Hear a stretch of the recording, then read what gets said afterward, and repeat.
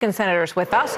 Senator Marco Rubio of Florida, Vice Chair of the Intelligence Committee, Tom Cotton of Arkansas, who serves on Intelligence and Armed Services, and Senator Rick Scott of Florida on Armed Services and Homeland Security. Today, they're all together in Boca Raton, Florida, at a Get Out the Vote rally. Gentlemen and senators, very good to see you. Thank you very much for being with us today. Thank you. So, Senator Rubio, it's great to be with you. Great to have you all. Thank you. So, Senator Rubio, let me start with you and get your reaction to this leak of U.S. intelligence and what it understands about the impending Israeli retaliation against Iran.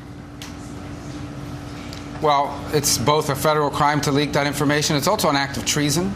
It's an aiding an enemy of the United States, a government in Iran that basically says death to America, death to Israel every week. It's their slogan. So one of the important reasons why we need to have a majority is if we are in the majority, I guarantee you we will be investigating not just that, but other strategic leaks that have been designed to undermine American foreign policy and in many cases to help avowed enemies of the United States. That needs to stop. That needs to end. We need to know who did this and they need to be punished. Yeah, I mean, and an enthusiastic response from the crowd there. Senator Tom Cotton, you know, there's a lot of speculation about where this might be coming from. And in the past, there have been some strategic leaks of information to Iran. And both parties sort of have their ways of dealing with Iran quite differently. What is your take on what happened here? And how dangerous is it really? Well, Martha, without confirming or denying the information that was in this leak, we shouldn't be surprised that we've seen from this administration more than a year's worth of leaks hostile to Israel. From the very top to the very bottom, they're packed with people who are hostile to Israel and sympathetic to Iran and its terror networks. From Kamala Harris, who puts more pressure on Israel than she does on Iran, or her own national security advisor, who associates with known Iranian influence agents in the administration, at the State Department, at the Pentagon. So we've seen this pattern for a year.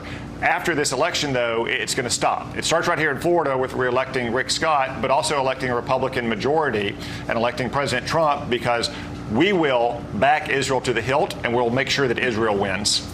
Yeah.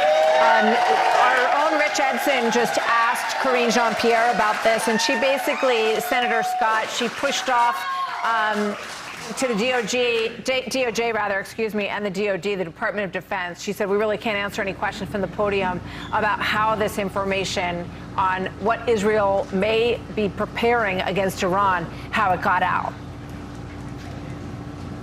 Well, first off, I think we all have to respect and admire what Netanyahu has done. He hasn't listened to Biden, he hasn't listened to Harris, and he's defended his country. So we have to respect what he's done, and we've got to do everything we can to help him. And I agree with my colleagues. Whoever did this has to be held accountable. And when we win the majority in the Senate, when Donald Trump is the president, Israel will be supported, and we will not ever allow this to happen again. Senator Rubio, I know you're there to support Senator Scott. He is in a race that has tightened a little bit. Some of the polls show him up by about 5, and other polls shows him up by only 2. What's your take on what's happening in Florida? And Senator Scott is sitting right there next to you in that race. Well, first of all, this is the hardest working person I know in the Senate. I can tell you that. If our voters work as hard for him as he works for them, he's going to win. He's going to win big. But we don't just have to win the presidential race. We have to win these Senate races. It starts here in Florida. We definitely have to win here. This is home territory for us. We got a great senator. We need to keep him there. But we need to win these other seats around the country. Donald Trump's going to become president. If he doesn't have a Senate majority, starting here in Florida, including Texas and other places, keeping what we have, if he doesn't have a Senate majority, he can't get his people confirmed. Chuck Schumer's not going to confirm any of the people that he needs on his team to get his agenda for America done. But it begins here. And if you're watching from Florida, I encourage you, early voting has started. You can go vote in person now, today.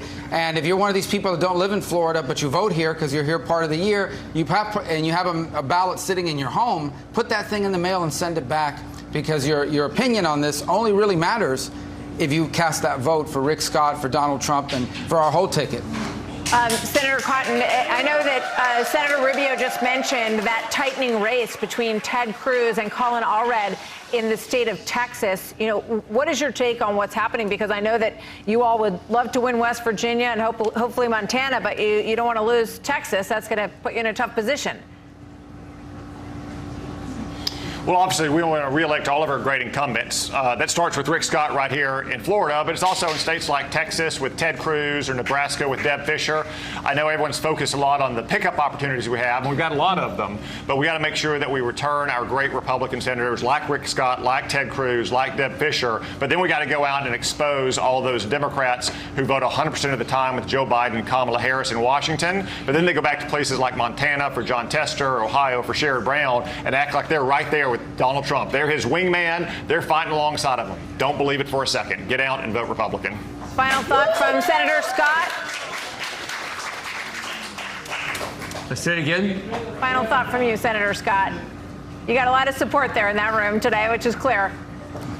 Well, we're gonna have a big win because people are coming out to vote because they know this is the most important election of our lifetime, and Donald Trump will be our next president. We'll have a big majority in the Senate and in the House.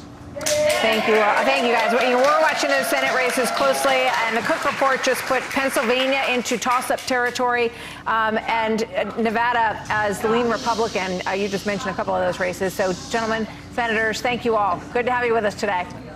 Great to have you on.